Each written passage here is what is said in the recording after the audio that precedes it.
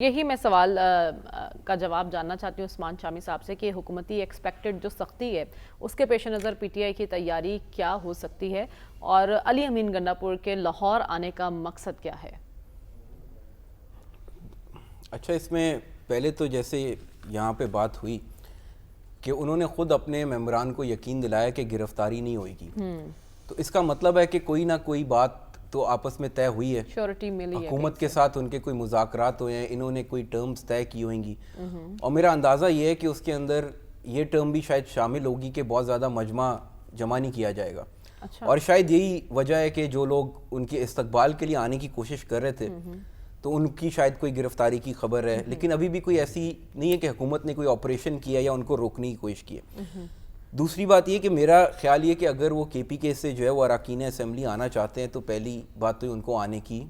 آزادی ہونی چاہیے۔ دوسری بات کہ پہلے جب وہ علی امین گنڈا پور صاحب نے پنجاب آنے کا اعلان کیا تھا تو انہوں نے کہا تھا کہ اینٹ سے اینٹ بجا دیں گے آ کے، تو ان کی راستے میں اینٹ سے اینٹ بجا دی گئی۔ اس دفعہ وہ ایک نارمل طریقے سے آئے ہیں تو ان کو کسی نے نہیں روکا، تو اس لیے آپ یہ بھی تو دیکھیں نا، پوسچرنگ بڑی امپورٹنٹ ہوتی ہے، آخر حکومت ہے، اس نے حکومت کا نظام بھی تو چلانا ہے۔ اب اگر کوئی بندہ کہے کہ میں آ رہا ہوں تمہاری ایسی تیسی کرنے کے لیے تو اس کا کوئی نہ کوئی بندوبست تو کیا جائے گا۔ اچھا، اس کی ٹائمنگ کو آپ کس طرح سے دیکھ رہے ہیں کہ ایک دن پہلے ہی اسپیکر پنجاب اسمبلی سے ان اراکین کی ملاقات ہوتی ہے اور وہاں معاملات سارٹ آؤٹ ہونے کی امید پیدا ہوتی ہے، اور اگلے ہی دن گنڈا پور صاحب کہتے ہیں کہ ہم آ رہے ہیں قافلے کے ساتھ، تو اس کو ریلیٹ کیا جا سکتا ہے؟ لیکن انہوں نے یہ بھی کہا پی ٹی آئی والوں نے کہ یہ علامتی احتجاج ہے، ہم اظہار یکجہتی کے لیے آ رہے ہیں، وہ کوئی ایسا نہیں ہے کہ انہوں نے کوئی ہلا بولنا ہے اسپیکر کے اوپر یا اسمبلی کے اوپر، تو یہ اس میں میرے خیال میں اس میں کوئی برائی نہیں ہے۔ اگر وہ آنا چاہتے ہیں کے پی کے سے پنجاب میں جو ہے تو وہ 1000 دفعہ آئیں، ایز لانگ ایز کہ پبلک لائف ڈسٹرب نہیں ہو رہی، وہ کوئی ایسا کام نہیں کر رہے کہ جس سے لوگوں کا کاروباری زندگی جو ہے وہ متاثر نہیں ہو رہا، تو کوئی روک ٹوک نہیں ہونی چاہیے۔ اچھا، کچھ ملاقاتوں کا ذکر بھی ہو رہا ہے کہ ایک بات میں یہاں پہ آپ کو، آپ نے ایک اور سوال کیا تھا کہ وہ کیوں آ رہے ہیں، تو ایک تو یہ ان کا کہنا یہ ہے کہ ہم یہ احتجاج کی تیاری کر رہے ہیں اور یہ ہم اظہار یکجہتی کے لیے آ رہے ہیں ارکان اسمبلی کے ساتھ۔ عادل راجہ صاحب ایک یوٹیوبر ہیں، پی ٹی آئی کے ساتھ وابستہ ہیں، اور میں ان کو ویسے تو بہت کریڈیبل نہیں سمجھتا، لیکن کیونکہ یہ پی ٹی آئی کے اندر کی وہ کہانی دے رہے تو لوگوں کے ساتھ رابطے میں تو ہوں گے پی ٹی آئی کے لوگوں کے۔ ان کا ایک بہت دلچسپ ٹویٹ آج آیا ہے، وہ کہتے ہیں انہوں نے بڑا ہی سنگین الزام لگایا ہے وزیر اعلیٰ کے پی کے اوپر۔ وہ کہتے ہیں انہوں نے جو مرزا آفریدی سے 50 کروڑ روپے لیا اور سینٹ کی ٹکٹ دی ہے، اور اب یہ اپنے سارے ارکان اسمبلی کو لے کے آ رہے ہیں، ان کے کوئی قوالی نائٹ وہ کر رہے ہیں شاید ان کے اعزاز میں، فارم ہاؤس پہ کوئی قوالی نائٹ ہے تو وہاں پہ وہ ان کے میزبان ہوں گے، اور اس سے یہ ہوگا کہ ان کا جو اثر و رسوخ ہے اس کے اوپر مہر لگ جائے گی اور ان کی پوزیشن جو ہے وہ سیکیور ہو جائے گی۔ اچھا، اب جو مرزا آفریدی صاحب ہے ان کو لے کے پی ٹی آئی کے سوشل میڈیا نے آسمان سر پہ اٹھایا ہوا ہے۔ ان کا کہنا یہ ہے کہ یہ ٹکٹ خان صاحب نے دی تھی خرم ذیشان صاحب کو، جو خان صاحب کے بہت پرانے ساتھی ہیں، پی ٹی آئی کے ورکر ہیں،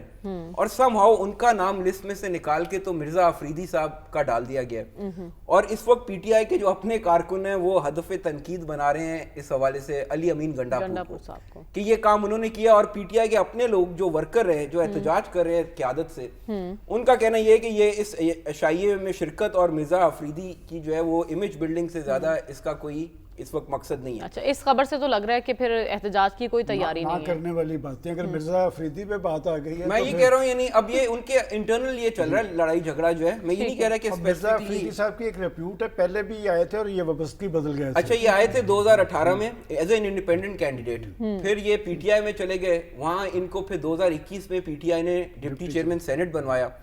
اس کے بعد جب 9 مئی ہوا تو انہوں نے تھوڑا فاصلہ اختیار کر لیا پارٹی سے، اور پی ٹی آئی کا ورکر جو ہے وہ اس نے سوشل میڈیا پہ یہ شور مچایا کہ یہ تو پارٹی میں ہے ہی نہیں، لیکن مرزا آفریدی صاحب کا کہنا یہ ہے کہ میرا تو وہی بیانیہ ہے جو عمران خان کا بیانیہ ہے، اور یہ کہ یہ جو 9 مئی تھا یہ ہم نے نہیں کرایا اور یہ ہمارا اس سے کوئی لینا دینا نہیں، اور جو بھی ہوا ہے غلط ہوا ہے۔ تو اس لیے یہ ایک دلچسپ صورتحال ہے، اور میرا خیال یہ کہ اگر یعنی جو احتجاج کی تیاری ہے نا، میرا نہیں خیال وہ کوئی یہاں پہ بیٹھ کے انہوں نے کیا کرنا ہے، یہ کوئی جنگی اس کے ماہر تو نہیں آئے، سارے سیاستدان ہی ہیں۔ لیکن یہ بھی کہا جا رہا ہے کہ مرزا آفریدی نے یقین دہانی کروائی ہے کہ وہ احتجاج کا خرچ بھی اٹھائیں گے۔ اچھا، عثمان شامی صاحب، کیا اچانک جو بیان منظر عام پر آئے اس کے پیچھے کوئی آفر ہے مولانا کے لیے؟ آپ دیکھیں، سب سے بنیادی بات یہ ہے کہ علی امین گنڈا پور صاحب جو ہیں وہ ان کے براہ راست حریف ہیں، یعنی اسی حلقے میں، اور دلچسپ بات یہ کہ گورنر صاحب بھی फैसल करीम कुंडी साहब और मौलाना फजल रहमान साहब और अली अमीन गंडापुर साहब, ये तीनों एक ही हलके के उम्मीदवार थे। और अब मेरे ख्याल में मौलाना फजल रहमान साहब शायद उन्होंने धांधली के हवाले से कोई केस किया था, वो भी हार गए हुए हैं। तो अगर अली अमीन गंडापुर साहब जो है उनको किसी तरीके से कोई उनकी रुखसती का सामान बन जाए तो हुकूमत मिले ना मिले, लेकिन मौलाना फजल रहमान साहब के दिल में ठंडक तो पहुंचेगी। तो एक तो मेरे ख्याल में वो इसलिए शरारत वरारत करके ये बातें करते रहते हैं कि एक तो अली अमीन गंडापुर साहब पार्टी के अंदर से ही तब्दीली आ थोड़ा टीज किया जाए। दूसरा ये कि वो मेरे ख्याल में सिर्फ खान साहब ही निकाल सकते हैं, अंदर से तब्दीली कैसी आ सकती है। तो वो अब अगर वो उनको कोई अपनी तरफ तवज्जो मबजूल कराना चाह रहे हैं तो हो सकता है। अच्छा, जो सबसे इम्पॉर्टेंट बात है वो ये है कि अब 21 जुलाई को वहाँ पे सेनेट के इलेक्शन है। एग्जैक्टली। आप ये देखें जो पार्टी पोजीशन है, तो JUI जो है वो दूसरी बड़ी पार्टी है, ऑल्दो उनके 20 नशिस्तें या 17 मिला के जो रिजर्व सीट्स, और फिर नून लीग की मेरे ख्याल में 13 या 14। तो अब ये अगर इसमें ऑपोजिशन जो है उनकी भी उतनी है, अगर ऑपोजिशन मुत्तहिद होगी ना, कम है नून की, अगर ऑपोजिशन मुत्तहिद होगी ना तो फिर उनके पास बेहतर चांस है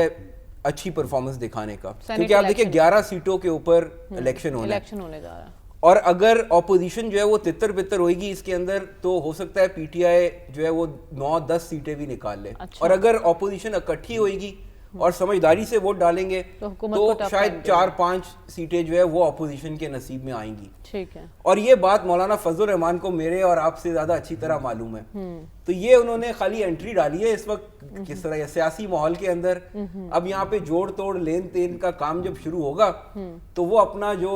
शेयर है वो वसूल करेंगे, ठीक है, सूद समेत, जो पिछली दफा बगैर